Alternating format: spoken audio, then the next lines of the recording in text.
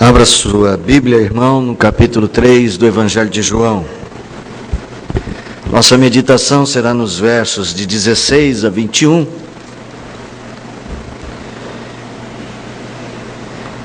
Evangelho de João, capítulo 3, de 16 a 21. Quando eu era criança e tinha uma época de calor que tinha aqueles bichinhos em casa. E eles ficavam ao redor da luz, atraídos pela luz.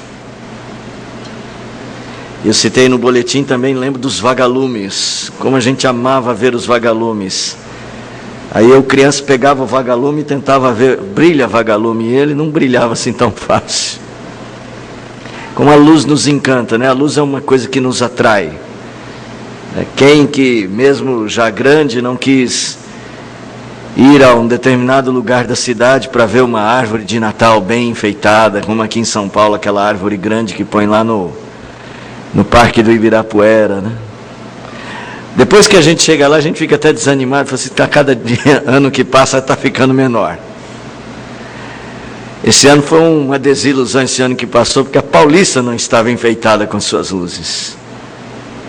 A luz, ela tem um poder de atração. Ela tem um poder de atração.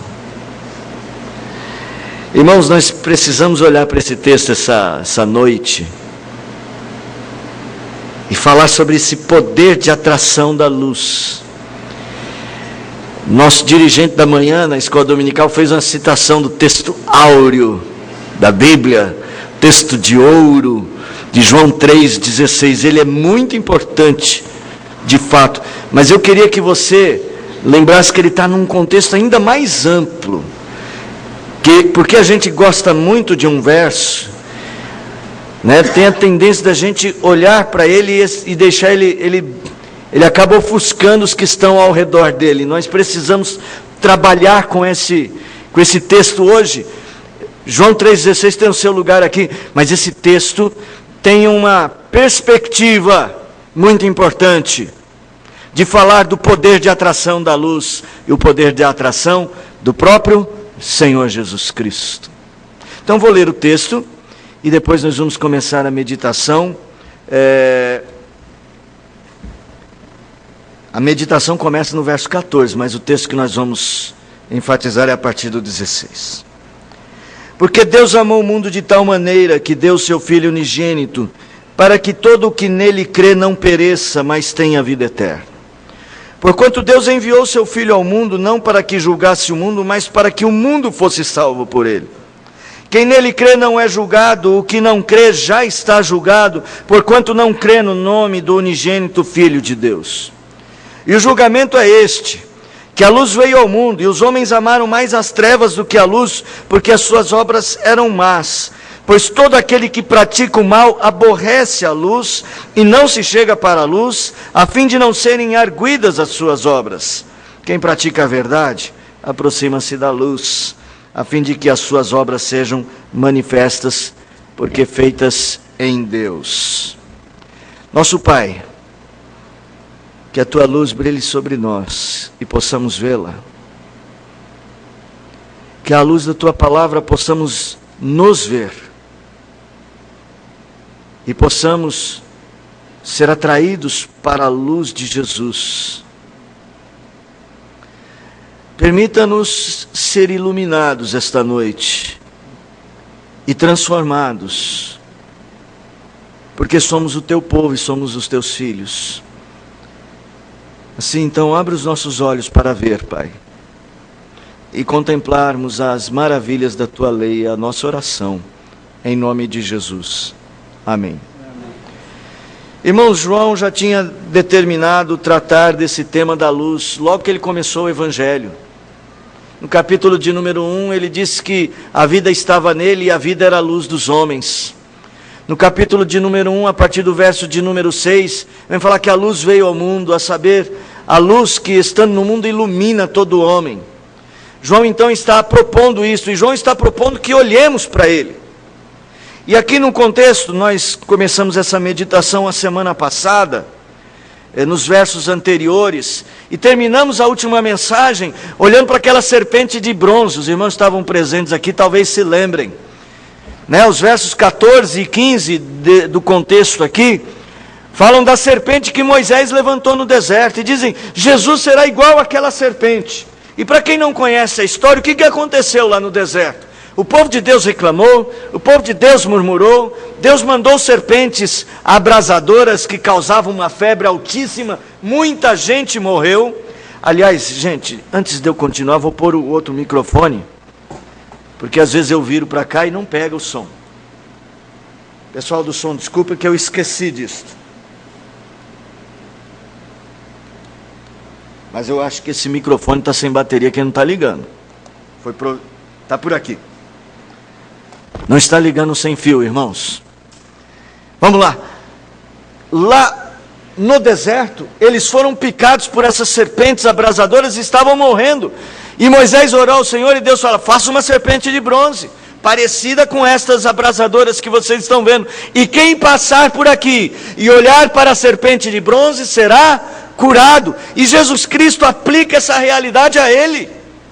Ele diz assim, quem olhar para mim, olha lá o verso de número 14, do modo porque Moisés levantou a serpente no deserto, assim importa que o Filho do Homem seja levantado. Está falando da cruz.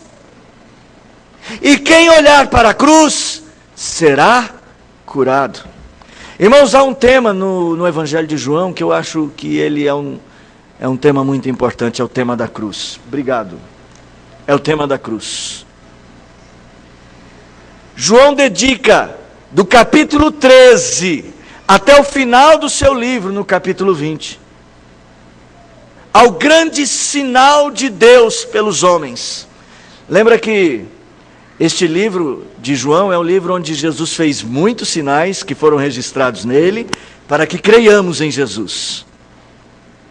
E quando chega no capítulo 2, lá em Caná da Galileia, no dia que ele foi no casamento, diz assim, assim deu início o Senhor aos seus sinais. Então João é um livro dos sinais, que apontam para Jesus, mas o grande sinal era a cruz. A grande maravilha que deveria ser contemplada é a cruz. E o texto bíblico diz que Jesus atrairia todos nós para a cruz. Abra lá no capítulo de número 12 de João. Capítulo 12 de João.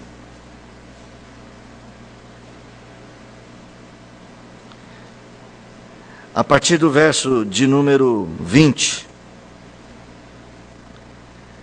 Alguns gregos chegam e querem ver Jesus. E Jesus não tem muita conversa com esses gregos aqui para João. Jesus começa a falar daqueles que querem vir e me ver, precisam deixar tudo. E Jesus termina esta fala dizendo o seguinte, olha só, o verso de número 31, chegou o momento de ser julgado este mundo. Tem tudo a ver com o texto que nós lemos. E agora o seu príncipe será expulso. E eu, quando for levantado da terra, tem tudo a ver com aquele contexto que nós lemos, atrairei todos a mim mesmo. A cruz tem um poder de atração. A cruz nos ilumina. Mas sabe, irmãos, nem sempre a gente vai na mesma direção da cruz. Às vezes a gente toma outros caminhos. Às vezes a gente tem ideia e interesse nas coisas da cruz, mas não em caminhar na direção dela. Ou como disse Jesus no capítulo de número 12, às vezes nós nem queremos carregar a nossa cruz. E nós precisamos então perguntar para esse texto desta noite, o que fazer e como olhar para a cruz de um modo que ela nos ilumine. O que eu devo ver na cruz de Cristo para que ela me ilumine o coração? De que jeito entender a cruz, entender Jesus, que foi dado para morrer por mim, de que modo eu vou olhar para esta serpente de bronze, ou igual à serpente de bronze, e eu serei curado? De que modo eu devo me aproximar de Jesus? De que modo devo ensinar minha família, meus filhos, a se aproximarem de Jesus? Não só para terem uma religião, não só para terem um rótulo de que vão a uma igreja, não só para terem uma consciência aplacada, mas de um modo que eles sejam curados verdadeiramente de suas chagas e limpos de suas trevas. Porque muita gente foi a Jesus que nunca foi iluminado, gente. Nós precisamos desta luz. Nós precisamos olhar e sermos atraídos por esta cruz, de uma maneira que ela nos ilumine e mude a nossa vida. Mas antes de começar, eu quero dar ainda mais um alerta. Porque às vezes a gente ensina a respeito da cruz, e a gente aprende a respeito da cruz, mas a gente não se achega à cruz. Nem todos que viram e olharam para Jesus crucificado foram transformados. Nem todos que andaram na fé, de fato andaram com a cruz. Então ela é muito importante. Nós precisamos desta luz para esta noite. Vamos olhar para a cruz e vamos procurar ver algumas coisas. Primeira coisa, um verso amado de todos nós, verso de número 16. Quando você olhar para a cruz, veja nela o amor de Deus. Não veja na cruz apenas uma cena bonita, não veja na cruz apenas o Cristo crucificado. Medite no valor de todas aquelas coisas. Veja que o verso começa com um porquê. Era como se João estivesse explicando para nós. Esse não é um versículo que é um fim em si mesmo. Este versículo é um versículo explicativo. Jesus está ensinando lá no verso de número 14, que aquele que olhar para o Cristo levantado, para o Cristo crucificado, vai ter a vida eterna. Verso 15, para que todo aquele que olhar e nele crer, tenha a vida eterna. E é como se João falasse assim, sabe por quê? Porque Deus amou o mundo de tal maneira, que deu seu Filho unigênito. Meus irmãos, nós precisamos entender que este processo de salvação é um processo do mais profundo amor de Deus por nós. Não é só uma coisa boa que Deus faz, é algo que Deus põe intensamente o seu coração pela sua vida, meu irmão. Quando você olhar para a cruz, olhe para como o amor dele é abrangente. Sabe, os judeus pensavam que o Messias viria só para o povo judeu. E quando João escreve o seu evangelho, ele está vivendo entre os gentios. Ele era um judeu que vivia entre os gentios. E agora a igreja, eu acho que tinha mais gentios do que judeus no tempo de João, lá na Ásia Menor. E as pessoas estão tentando entender aquele Cristo, porque aquele Cristo era um profeta, entre aspas, judeu. A fé que eles estavam abraçando era a fé dos profetas judeus. O Deus que eles estavam adorando era Yahvé, o Deus de Israel. Mas o que João diz é que ele veio para os que eram seus, mas os seus não receberam, e todos quantos receberam deles o poder de serem feitos filhos de Deus. João está dizendo, não, este Deus que era assim, o Deus que foi apresentado a nós por Israel, não era um Deus só de Israel, era um Deus abrangente, era Deus de todos os povos. Irmãos, nós lemos aqui Isaías 42, em Isaías 42 é uma profecia de que ele clamaria e traria luz sobre todas as nações. Então quando João vem e faz uma afirmação, todos os que creram serão feitos filhos de Deus, a saber, não os que nasceram da carne, mas os que nasceram do Espírito. Não foi a vontade da carne, mas a vontade de Deus. Então, para mim, a palavra mundo é que Deus amou o mundo. Esse sentido abrangente tem a ver, amou gente de todas as etnias. Deus veio para ser o Senhor de todos os povos. Então, é nesse sentido que João fala assim, para os crentes, ó, pensa bem, ele está escrevendo para os crentes gregos, na sua maioria. E ele diz assim, é que Deus amou você que é do Brasil, você que é da Argentina, você que é do Peru, você que é da Inglaterra, você que é da Austrália. No caso deles lá não era assim tão abrangente para eles, mas você que é da Ásia Menor, você que é da Acaia, você que é do norte da África, um etíope, Deus amou o mundo, Deus amou você, irmão. O evangelho na cabeça dos judeus era tão restrito, mas o amor de Deus é abrangente. Pense nisso. O amor de Deus é fora do comum. Por isso ele usa essa expressão assim, ele amou o mundo de uma forma quase indescritível. Na verdade, ele usa uma palavra assim, é como se ele dissesse assim, e este amor o fez dar o seu filho. Um amor fora do comum. Um amor que é o Espírito que escolhe, que não depende de você ser a pessoa mais maravilhosa deste mundo. Sabe por que às vezes nós como crentes não queremos muito nos aproximar da luz? Porque nós nos achamos sujos. Menino, você já tomou banho? Já? Então vem aqui para eu ver. Aí ele aparece lá com a luz apagada, acende a luz aí que eu quero ver seus pés.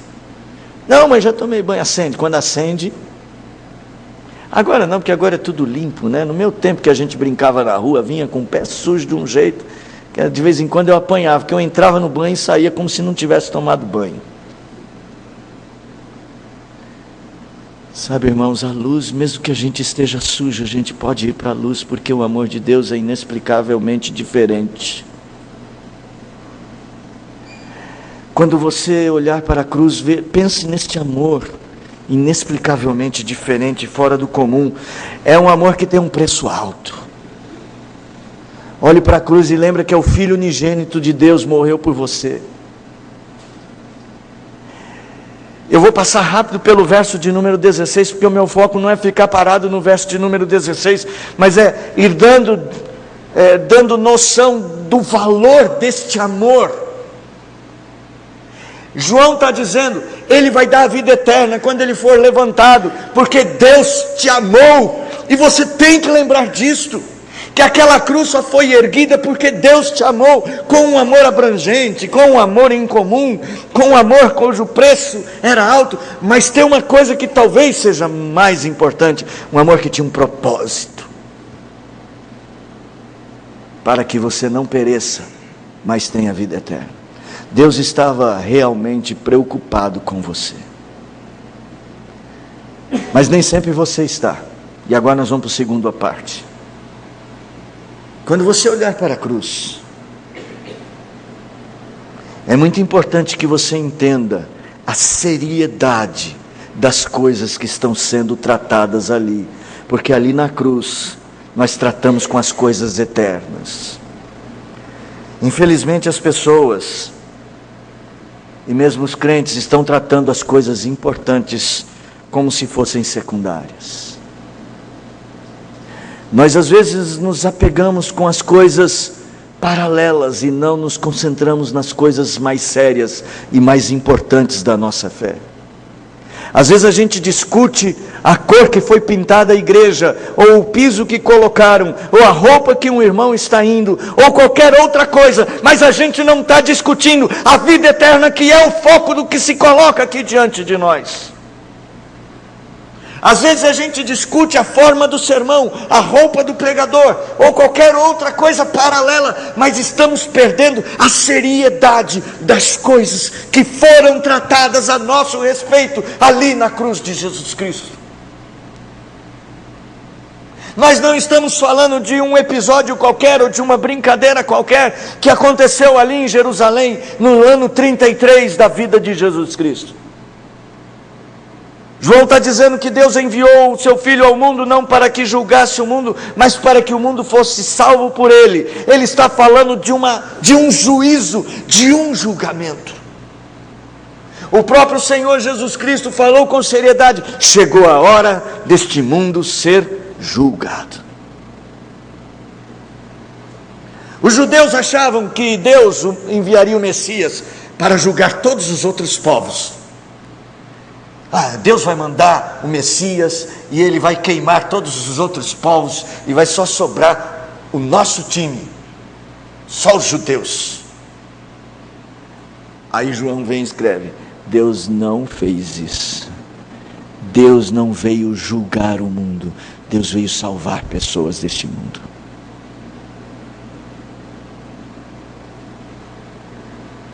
Porque ali na cruz Deus estava tratando com a vida eterna de pessoas que Ele criou. A sua vida estava ali. Às vezes a gente valoriza tantas coisas nessa vida, né? Jesus Cristo ensinou uma parábola dizendo que o homem que encontra pérola de grande valor, ele abandona tudo, ele vende tudo que ele tem para ficar, para adquirir e ficar com aquela pedra.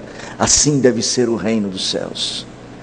Mas alguns de nós estão pegando a pedra mais preciosa e pondo numa gaveta qualquer. Quando a gente é pobre, mas a gente ganha alguma coisa de muito valor. Imagina, Eldo, não que eu quero dizer que você é pobre, Eldo, mas vamos fazer de conta que é. Aí o Eldo vai lá e ele compra um diamante para Fátima, uma pedra, uma joia. E a Fátima não estava acostumada com isso. Ainda não está, né? Quem sabe vai começar. Aí a Fátima: Eldo, o que você fez? Que coisa linda, maravilhosa. Fica agradecida. Ele atinge o propósito de deixá-la feliz. Ela vai guardar em qualquer gaveta? Não. Ela vai pôr numa gaveta especial, vai enrolar em algum pano para esconder, para não ser roubada. Ela fala assim: eu não vou sair com isso nunca. Mas aí talvez você conheça alguém que é muito rico e que tem uma joia como essa, a coisa mais corriqueira do mundo. Ela é uma mulher que ganha joias e joias dos maridos. Eu não conheço ninguém assim, né? Mas deve ter. E ela ganha uma joia igual a da Fátima, mas nem é tão, porque é tão igual às demais que ela já tem, então. E ela trata com um certo desprezo. Sabe, às vezes a gente trata com desprezo a grande joia da nossa salvação. A gente não percebe o que Deus nos deu. A gente não está tratando com seriedade a seriedade da cruz. O que João está apontando para os seus ouvintes, para os seus leitores, está se esforçando em mostrar como é precioso o Evangelho, a boa notícia que eles têm, como é importante o que Cristo fez, como é o valor da cruz para nós, irmãos. Existe crente que tem mais de ano que não se aproxima desta mesa para celebrar a morte de Jesus e parece não lhe fazer falta. Simplesmente, não deu. Ou existe aquele crente que não se aproxima mais da palavra para ouvir Jesus falando, e isso parece não lhe fazer falta, porque ele está muito atarefado com as outras joias deste mundo. O que João está dizendo à sua igreja é: nós temos o Cordeiro que foi morto, aquele que deu a vida por nós, a coisa mais preciosa desta vida. E o que ele fez na cruz não foi uma coisa simples. Ele na cruz tratou da coisa mais importante que você deveria considerar: a sua vida eterna. Olha o versículo de número 18. Quem nele crê não é julgado. O que não crê já está julgado, porquanto não crê no nome do unigênito Filho de Deus. Meus irmãos, nós precisamos muito refletir sobre a seriedade da nossa fé, sobre o que realmente acontece na nossa relação com a cruz de Cristo. Nós andávamos em trevas, nos perdíamos pelo caminho, caminhávamos numa direção que nos levava para longe de Deus, mas um dia Cristo achou-me, muito longe do meu lar, perdido já no mundo, sem mais poder voltar, mas Ele fez brilhar a sua cruz, e ela me atraiu. Eu que estava cego passei a ver. Quantas e quantas poesias dos cristãos foram escritas para falar da preciosidade, da mudança do que Deus fez. O precioso amor de Deus que estava na cruz era o precioso amor de Deus que estava julgando o mundo e nos livrando da condenação. Trate com muita consideração e seriedade a sua vida eterna, irmão. E eu gosto muito de falar também para os pais. Trate com muita consideração e seriedade a vida eterna de seus filhos, a vida eterna de seus netos. Porque às vezes a gente acha que estas coisas, quando ele crescer. Mas vou dizer uma coisa para você: ensina a criança agora. Ensine a olhar para a cruz, ensine a entender a importância da cruz, ensine a valorizar a grande joia que nós temos da vida eterna. Ore com seu filho, agradeça, por menor que ele seja, peça a ele para agradecer a Jesus Cristo pela vida eterna que ele terá em Cristo Jesus. Irmãos, nós precisamos recuperar este senso da seriedade da cruz. É este senso da seriedade da cruz que João coloca sobre nós nestes versículos. Então, quando você olhar para a cruz, enxergue primeiro o grande amor de Deus nele, na cruz, para você ser iluminado pela consciência deste grande amor.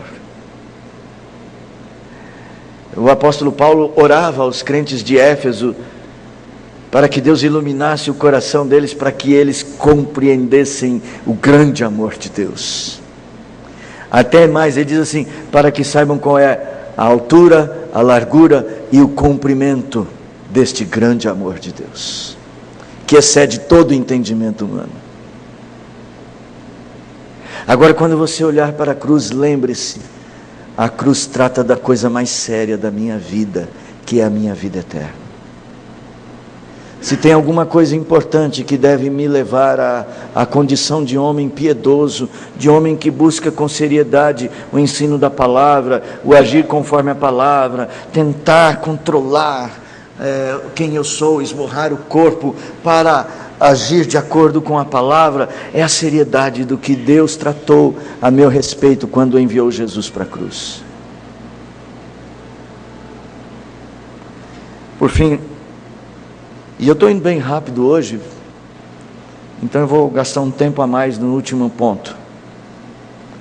Quando você olhar para o verso de número 19 até o verso de número 21, você vai ver que agora então ele vai tratar do grande ponto deste trecho, o julgamento. O que é este julgamento? O versículo 19 diz: o julgamento é este, que a luz veio ao mundo e os homens amaram mais as trevas do que a luz, porque as suas obras eram más. E então João agora eu não quero olhar para esses versículos com o olhar da denúncia, como se estivesse somente nos denunciando, ou denunciando aqueles que não creram. De fato existe aqui uma denúncia, mas vamos olhar para um propósito maior, para o que João quer despertar. João quer despertar uma consciência em nós. João quer que a gente olhe para quem nós somos e quais são verdadeiramente os nossos gostos, se eles combinam mais com a luz ou mais com as trevas. Quando nós olhamos para a cruz, nós devemos olhar e buscar esta autoconsciência a partir dela. Havia um soldado ao pé da cruz, um soldado romano, um centurião. Ele não era do povo de Deus e talvez não tivesse sido instruído, mas tinha ouvido falar sobre Jesus. O Evangelho de Marcos diz que aquele centurião olhou para Jesus naquela hora em que o mundo se fez em trevas, as coisas ficaram diferentes, e aquele soldado disse: verdadeiramente este era o Filho de Deus. Meu Deus! Imaginem o que aconteceu no coração daquele homem quando ele percebeu que ele tinha acabado de crucificar o Filho de Deus. Uma autoconsciência tomou conta e assombrou a sua alma. Imagine o ladrão que estava ao lado de Jesus. Eu não sei qual era dos lados, mas ele diz assim: eu e você, colega, nós estamos aqui porque nós merecemos, mas ele não. E ele chega e tem uma consciência: lembra-te de mim quando entrares no paraíso. Aquilo para mim, isto soa como uma confissão.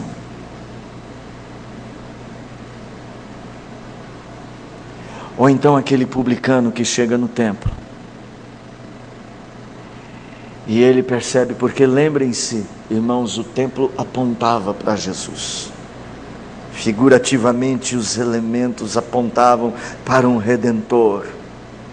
E aquele publicano entrava, não erguia a cabeça, batia no peito e dizia: sê propício a mim que sou pecador.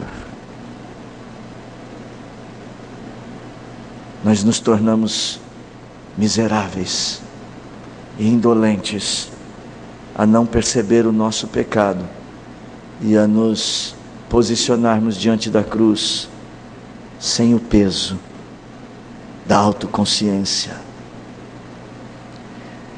Eu não acredito que João esteja escrevendo apenas para nos acusar, mas João está dando um alerta. Olha, tomem cuidado com o julgamento, e o julgamento é simples. O julgamento é que há no coração do homem mais inclinação para amar as trevas que amar a luz. Meus amados irmãos, nós precisamos avaliar os nossos gostos, as nossas inclinações, as nossas preferências. Como é fácil a gente a gente quer nas coisas espirituais pôr uma lanterna na cara dos outros. Deixa eu ver as coisas que você está fazendo, iluminar o que os outros fazem, e talvez dizer assim: eu não vou porque olha para ele, olha como ele é, por isso que eu não vou para aquele caminho. E nós deveríamos apontar a lanterna para nós. E ele vai dizer por que os homens amaram mais as trevas do que a luz. Não era só por causa das inclinações, mas é porque eles tinham medo do julgamento da luz. Pois todo aquele que pratica o mal aborrece a luz. A ideia, todo aquele que pratica o mal não quer saber da luz. Lembra o menino de pé sujo que não quer aparecer na luz para a mamãe ver? Mauricinho, pequenininho, de pé sujo, não quer aparecer lá para a mãe ver e depois falar para ele voltar para o banho?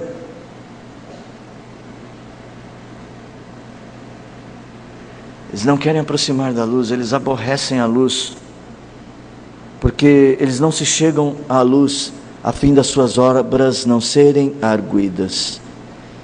Nós estamos numa geração de crentes que não querem ser advertidos.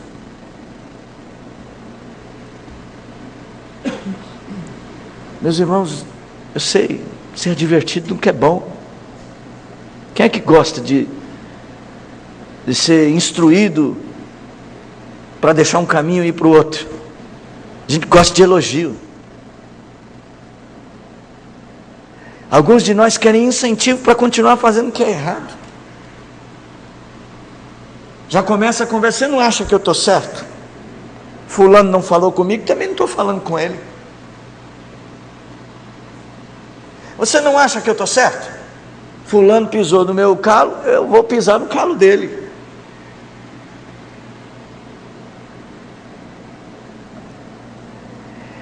Às vezes a gente não quer ouvir o que a luz tem a dizer,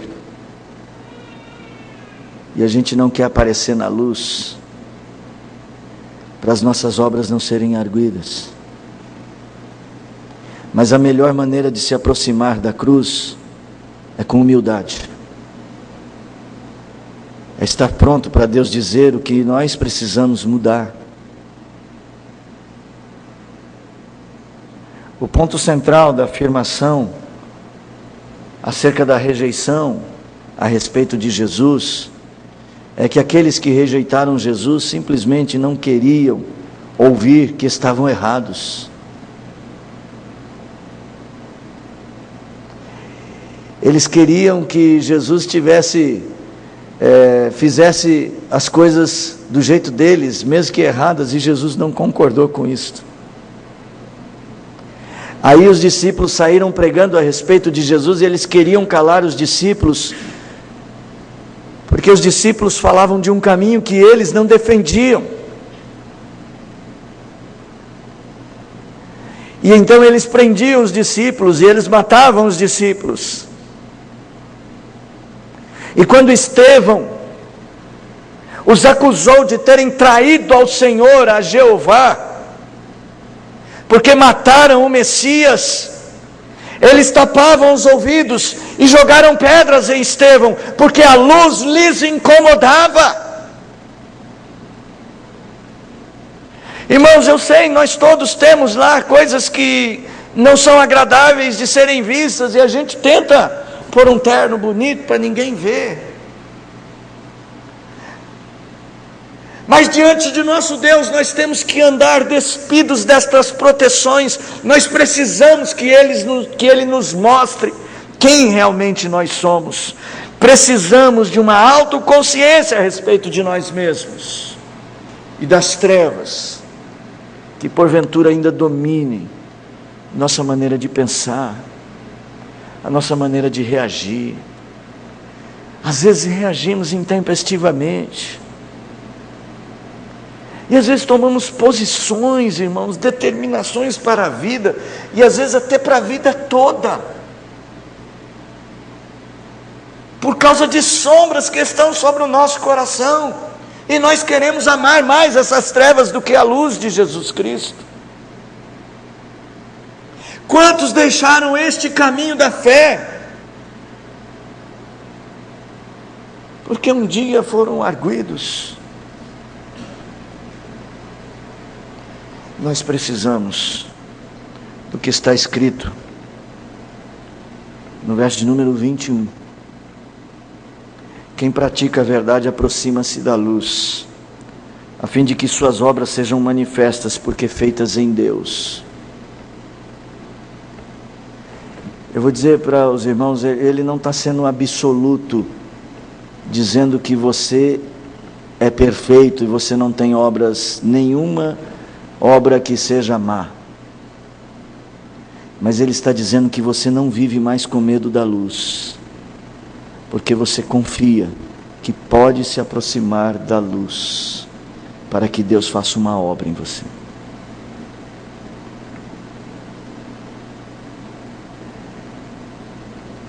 A prática da verdade não é se esconder de Deus. A prática da verdade é assumir tudo diante de Deus. A prática da verdade é a humildade de deixar a cruz iluminar as coisas sujas e te limpar. A Bíblia diz que o sangue de Jesus Cristo nos purifica de todo o pecado. Nós lemos aqui, não foi? Que se andarmos na luz, como Ele está na luz, nós vamos ter comunhão com Ele.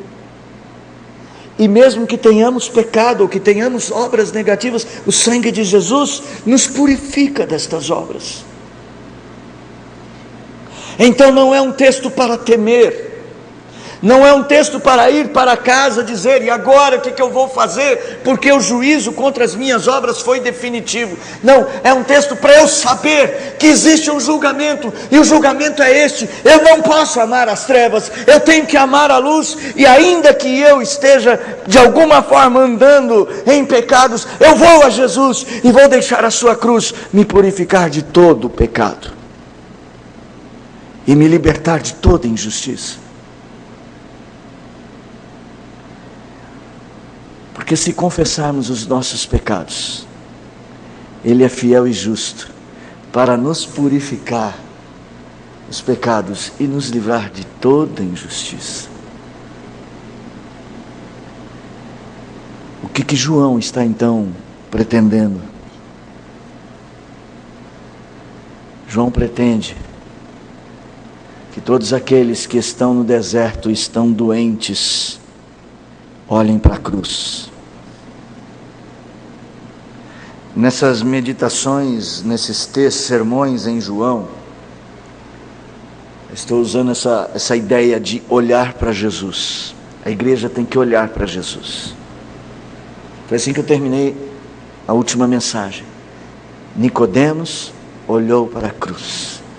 E o Nicodemos lá do final é um homem diferente, comprometido.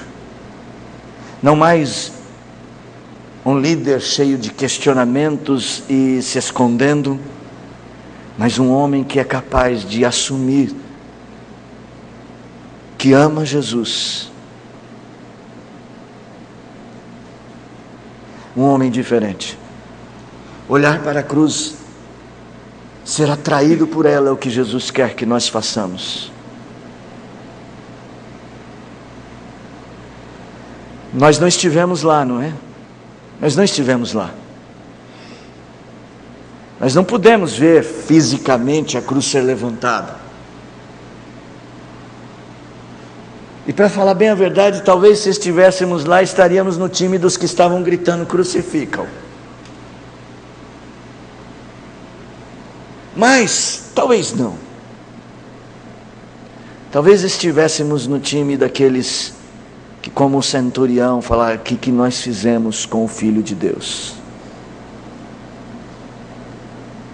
Mas nós não precisamos de que estivéssemos lá. Porque foi para Tomé que Jesus Cristo disse assim: porque me viste, creste? Bem-aventurados os que não viram e creram. E isso está no Evangelho de João. Para que nós pudéssemos ver este sinal da cruz e crermos em Jesus. Meu irmão e minha irmã, eu não sei como é a sua relação com a cruz verdadeiramente.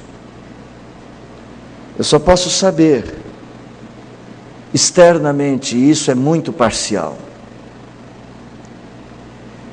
Porque estamos aqui esta noite, porque este é o hábito de nossa vida, eu posso pressupor que todos nós temos uma relação positiva com a cruz e com a luz de Jesus. Mas nem sempre essa é uma verdade.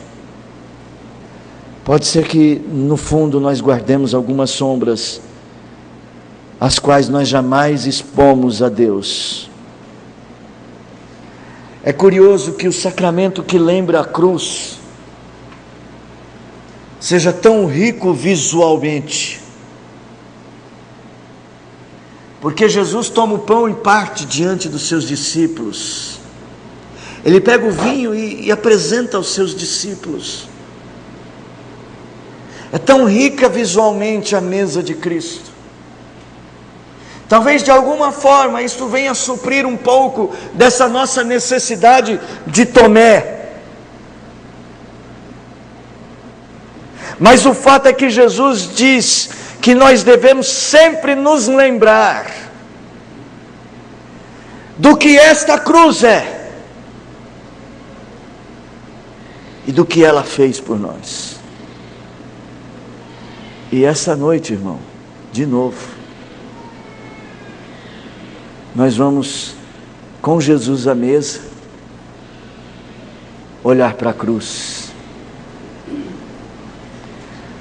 Nós vamos entrar naquele tempo da nossa liturgia chamado ciclo da Páscoa, que é o ciclo da cruz.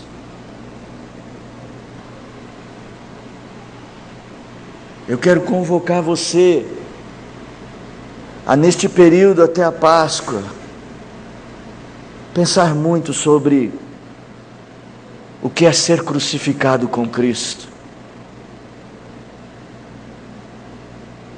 E se você não conhece e não entende estas coisas, buscar este conhecimento. A não deixar a sua fé ser tratada pelas coisas paralelas, ou à luz do seu próprio entendimento, mas deixar a sua fé ser tratada pela cruz, e pela luz do entendimento que vem dela. E para você conduzir as pessoas à cruz, e conduzir a sua família,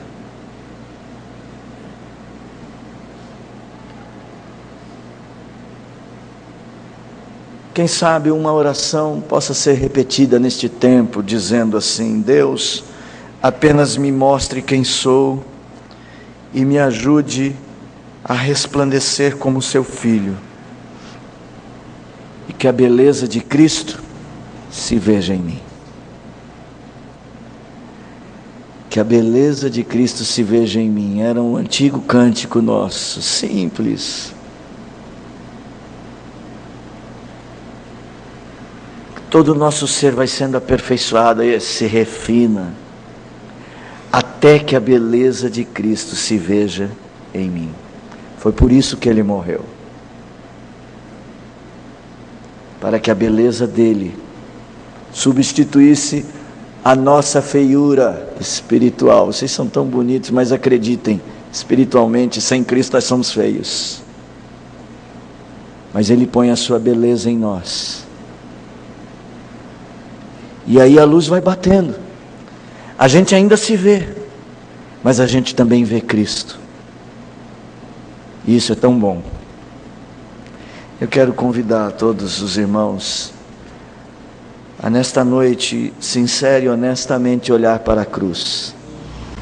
Que a graça do nosso bom Deus, o Pai, o amor insondável de Jesus Cristo, Deus Filho, e todas as ternas e eternas consolações do Deus Espírito Santo, repousem sobre vós, meus amados irmãos, e sobre toda a nossa família da fé que está espalhada pela face da terra, hoje e todos os dias, até a volta gloriosa do nosso Senhor e Salvador Jesus Cristo. Amém.